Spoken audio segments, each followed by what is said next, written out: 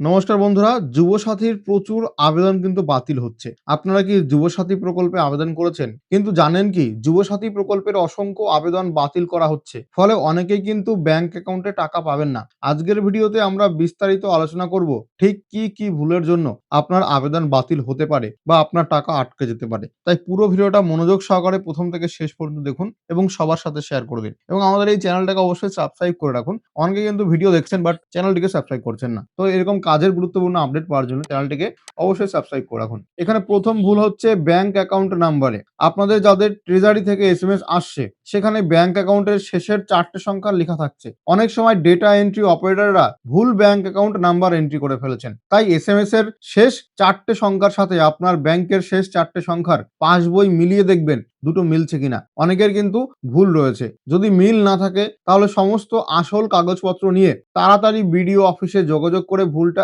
Edit করে নিন, নাইলে টাকা পাবেন না। কেননা তুমি ফর্ম ফিল আপ করেছো অফলাইনে যখন তখন অ্যাকাউন্ট নাম্বার ঠিক দিয়েছো, কিংবা অনলাইনে যখন ফর্ম ফিল আপ করেছো তখন হয়তো অ্যাকাউন্ট নাম্বার ঠিক দিয়েছো, কিন্তু যখন সরকারি স্টাফ ডাটা এন্ট্রি যারা করছে তারা যখন ডাটা এন্ট্রি করছে তারা কিন্তু সেটা ভুল দিয়ে ফেলেছে, যার জন্য টাকা ছাড়া হলেও তোমার অ্যাকাউন্টে ঢুকছে না, ফেলড হয়ে যাচ্ছে। তো অবশ্যই ব্যাংক অ্যাকাউন্টটা চেক করে নেবে, আর যদি ভুল থাকে এডিট করে নেবে। দ্বিতীয়ত, এরপর আছে অফলাইন ফর্ম। অফলাইন ফর্ম তোমরা যখন জমা দিয়েছো তখন যদি একই মোবাইল নাম্বার ব্যবহার করো পরিবারের দুজন, মানে অফলাইনে ফর্ম জমা দেওয়ার সময় যদি পরিবারের দুজন সদস্য একই মোবাইল নাম্বার ব্যবহার করে থাকেন তবে বড় সমস্যা হচ্ছে। অনলাইনে ডাটা এন্ট্রি করার সময় প্রথম জনের ফর্ম এন্ট্রি হয়ে গেলেও ওই একই নাম্বার দিয়ে দ্বিতীয় ফর্মটি এন্ট্রি করতে গেলে অলরেডি সাবমিটেড দেখিয়ে দিচ্ছে। ফলে দ্বিতীয় ব্যক্তির ফর্ম অনলাইনে এন্ট্রি করা যাচ্ছে না এবং অনেকেই সমস্যায় পড়েছেন। তবে অনলাইনে যারা একই নাম্বার দিয়ে আবেদন করেছিলেন তাদের ক্ষেত্রে এমন কোনো সমস্যা হয়নি। এইবার ডিবিটি নাকি এনইএফটি কোন মাধ্যমে সরকার টাকা দিচ্ছে যুবসাথী প্রকল্পের টাকা কিভাবে ঢুকছে, এটা নিয়ে অনেকের মনে কনফিউশন রয়েছে। সময় খুব কম থাকায় সরকার এই প্রকল্পের টাকা ডিবিটির মাধ্যমে দিচ্ছে না। পুরনো প্রসেস এনইএফটির মাধ্যমে, অর্থাৎ অ্যাকাউন্ট নাম্বার এবং আইএফএসসি কোড ধরে ট্রেজারি থেকে টাকা পাঠানো হচ্ছে। তাই আপনার ডিবিটি লিঙ্ক থাকুক বা না থাকুক, আপনি ফর্মে যেই ব্যাংক অ্যাকাউন্ট দিয়েছেন তাতেই টাকাটা পাবেন। অনেকের মনে কনফিউশন ছিল।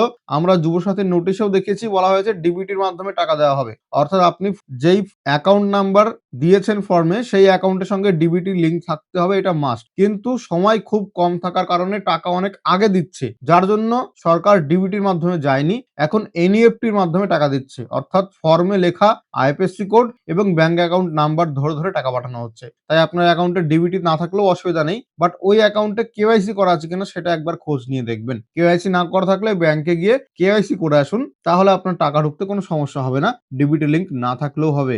বয়সের ভুল তথ্য। যাদের বয়স 21 বছর হয়নি বা 40 বছরের বেশি হয়ে গেছে তারা বয়স লুকিয়ে আবেদন করলে ডকুমেন্ট ভেরিফিকেশনে ধরা পড়ে যাচ্ছেন। ডাটা এন্ট্রি করার সময় সিস্টেম নিজে থেকেই বয়স হিসেব করে নিচ্ছে।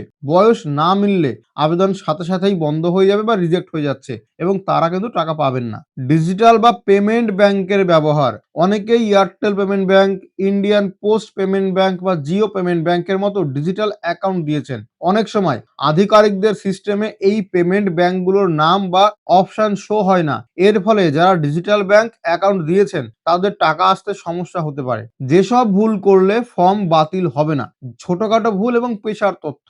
বর্তমান পেশার জায়গায় স্টুডেন্ট বা সেলফ এমপ্লয়েড বা আনএমপ্লয়েড লিখলে ফর্ম বাতিল হচ্ছে না, সবাই টাকা পাবেন। কৃষক বন্ধু প্রকল্পের সুবিধা পেলেও এই প্রকল্পের টাকা পাওয়া যাচ্ছে এমনটা জানা যাচ্ছে, তবে টাকাটা সবাই পেলে তবেই আমরা বুঝতে পারবো। এখন কিছু সংখ্যক মানুষকে টাকা দেওয়া হচ্ছে, আপডেট বা অনেক মিডিয়া এটা বলেছে।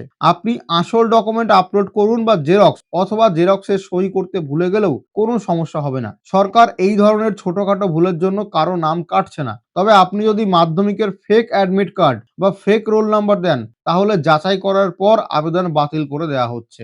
এবার আসি টাকা কবে ঢুকতে পারে। টাকা দেওয়া সবে শুরু হয়েছে, শেষ হয়ে যায়নি। সবে 1% মানুষজন টাকা পেয়েছে। এই পুরো মার্চ মাসটা জুড়ে ধাপে ধাপে টাকা দেওয়া চলবে। সরকারি অফিসে আধিকারিকের সংখ্যা কম থাকায় ভেরিফিকেশন ও ডেটা এন্ট্রি করতে একটু সময় লাগছে।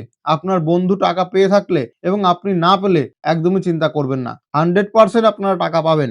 আপনাদেরও এসএমএস আসবে, এটা শুধু সময়ের অপেক্ষা। ভিডিওটা ভালো লাগলে লাইক করুন এবং এই ধরনের আপডেট পাওয়ার জন্য চ্যানেলটিকে সাবস্ক্রাইব করে রাখুন। আপনাদের কোনো প্রশ্ন থাকলে কমেন্ট করে জানাতে পারেন। ধন্যবাদ।